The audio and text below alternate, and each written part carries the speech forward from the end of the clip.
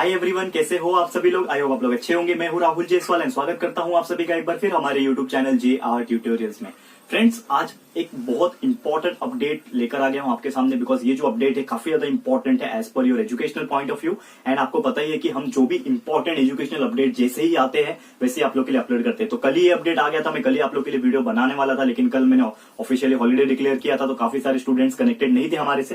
That's why आज मैं आपके लिए ये वीडियो जो है अपडेट जो है वीडियो के फॉर्म में बना के लेके आया हूं। तो अपडेट ये है दोस्तों, बहुत ही ज्यादा इंपॉर्टेंट है कि आपका जो सिलेबस है, अगर मैं बात करूं महाराष्ट्र स्टेट बोर्ड स्टूडेंट्स की, जैसे कि आपको पता है कि हमारे चैनल पे मोस्टली हम फोकस रहते हैं हमारे महाराष्ट्र स्टेट बोर्ड के स्टूडेंट्स के लिए। ठीक है, तो महाराष्ट्र स्टेट बोर्ड के स्टूडेंट्स की बात करें तो इनके जो सिलेबस है, अगर मैं बात करूं फर्स्ट स्टैंडर्ड से लेकर अप टू 12th स्टैंडर्ड तक, इनका जो सिलेबस है महाराष्ट्र स्टेट बोर्ड का, इसको रिड्यूस कर दिया गया है बाय 25%। ठीक है, 25% syllabus has been reduce of your curriculum.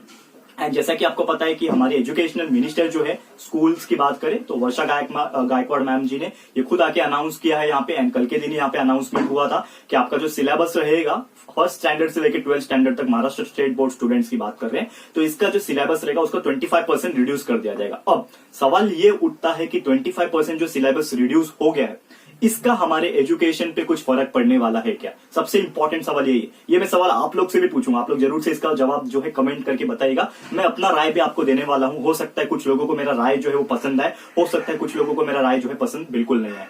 तो राय ये है मेरा कि जैसे कि आपको पता है कि हमारा गवर्नमेंट जो ऑफिशियल्स है उन्होंने बोल दिया कि 25% सिलेबस रिडक्शन। अब इसका मतलब क्या हुआ कि कुछ कुछ टॉपिक हर एक चैप्टर्स में से, जैसे कि आप अगर आप 7th स्टैंडर्ड में, 8th स्टैंडर्ड में, 10th स्टैंडर्ड में हो, तो अगर आपके 10 चैप्टर है तो 10 के 10 चैप्टर वैसे के वैसे ही रहने वाले हैं, लेकिन हर चैप्टर्स में से कुछ पॉइंट्स जो है, एक टॉपिक, दो टॉपिक जो है वो हटा दिया जाएगा। जैसे 11th स्टैंडर्ड की मुझे कुछ टॉपिक्स याद है, ठीक है, तो 11th स्टैंडर्ड का 3rd चैप्टर जो कि मैं पढ़ा रहा था परसों के दिन, मेरा केमिस्ट्री का लेक्चर था 11th स्टैंडर्ड के लिए, मैं पढ़ा रहा था। तो एक बेसिक एनालिटिकल टेक्निक जो 3rd चैप्टर है केमिस्ट्री का, उसमें एक टॉपिक है लास्ट का क्रोमैटोग्राफी, जो कि मैं ऑलरेडी पढ़ा दिया, लेकिन क्रोमैटोग्राफी जो है वो आपके सिलेबस में अभी हटा दिया गया है। मतलब ये जो 25% की मैं बात कर रहा हूं जो हटने वाला है उसमें ही शामिल हो गया एंड आपका क्रोमैटोग्राफी नहीं रहेगा। सेम अप्लाई होता है 10th स्टैंडर्ड के लिए, 7th स्टैंडर्ड के लिए, मैं जो भी स्टैंडर्ड, यहाँ पे आपको पता है कि मैं ये चैनल पे 7th स्टैंडर्ड से लेकर 11th स्टैंडर्ड तक ही पढ़ाता हूं। आने वाले दिनों में मैं और भी चैनल्स और भी स्टैंडर्ड्स को ऐड करने वाला हूं, तो उसका आप चिंता मत कीजिए, वो तो बात की बात है। लेकिन यहाँ पे मुद्दे की बात यह है कि क्या आपको इससे फर्क पड़ने वाला है। अगर मैं एक बात बताऊं आपको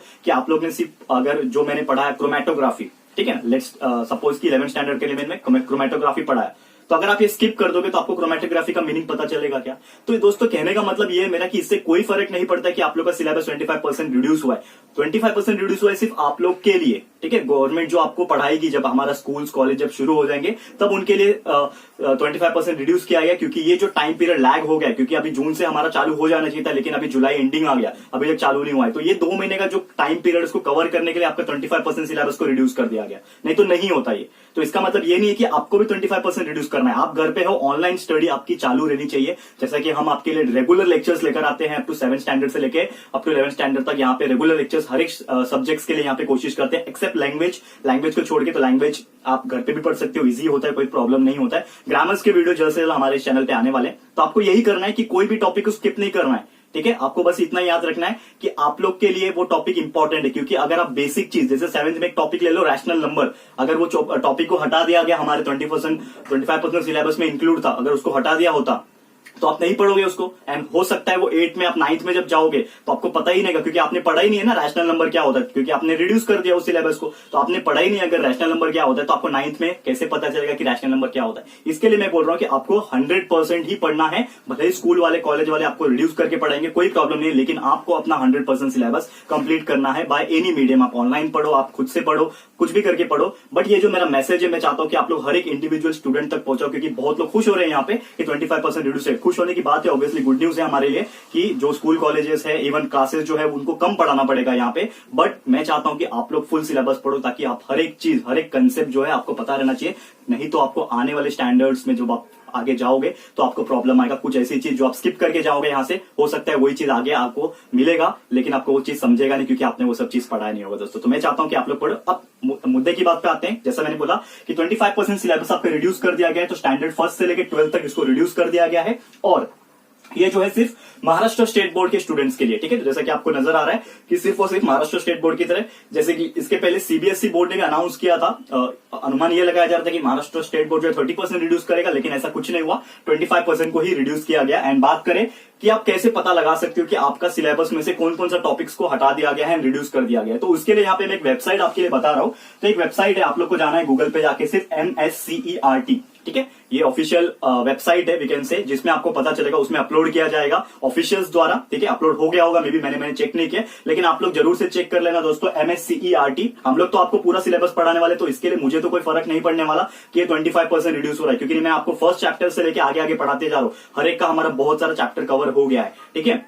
तो आपको कोई भी चिंता करने की बात नहीं है, मेरी तरफ से मैं आपको 100% पढ़ाने वाला हूं, तो इसके लिए मुझे इससे फर्क नहीं पड़ने वाला। लेकिन आप लोग के जनरल नॉलेज के लिए, ये आपको पता लगाने के लिए आप ये वेबसाइट पे विजिट कर सकते हो और आप पता लगा सकते हो कौन कौन से टॉपिक्स आपके हटाए गए हैं, उसके हिसाब से आप स्टडी कर सकते हो। लेकिन मेरा सजेशन आप लोग के लिए यही रहेगा कि आप लोग इसके ऊपर ध्यान बिल्कुल ना दें, आप लोग पूरा 100 का 100% पढ़े एंड हर एक कंसेप्ट नॉलेज जो है वो गेन करें, ठीक है। तो उम्मीद करता हूं कि ये जो मेरा अपडेट है एक वीडियो के फॉर्म में मैं आपके सामने लेकर आ गया हूं, तो आप लोग को ये चीज समझ में आओगे एंड मेरा सजेशन आप लोग जरूर से लोगे, ताकि आप लोग का कंसेप्चुअल नॉलेज जो है बाकी स्टूडेंट से कंपैरिजन में काफी अच्छा हो। एंड ऐसे हम आपके सामने लेक्चर वीडियोस तो कंटिन्यूअसली लेकर आते हैं हर दिन हर वक्त आपके लिए, ठीक है। तो उम्मीद करता हूं कि आप लोग को ये वीडियो अपडेट के फॉर्म में पसंद आया होगा। अगर दोस्तों ये वीडियो अच्छा लगा है, कुछ सजेशन मेरा अच्छा लगा है, तो प्लीज वीडियो को लाइक कीजिएगा, शेयर कीजिएगा अपने सारे फ्रेंड्स, क्योंकि मैं चाहता हूं फ्रेंड्स कि ये जो मैं बात बोला हूं, हर एक इंडिविजुअल स्टूडेंट, चाहे वो 7th का हो, चाहे वो 11th 12th का हो, चाहे वो उससे छोटा स्टैंडर्ड का क्यों ना हो, क्योंकि मेरा तो एक पर्टिकुलर रीच है कि 7 से लेकर 11 तक, लेकिन आप लोग का रीच कम नहीं है, आप लोग का बहुत बड़ा रीच है। आप हर एक इंडिविजुअल, आपके सोसाइटी, बिल्डिंग, रिलेटिव्स, जितने भी आपके फ्रेंड्स हैं, हर एक को आप शेयर करो ये वीडियो, ताकि उन तक ये बात जो है पहुंच सके दोस्तों।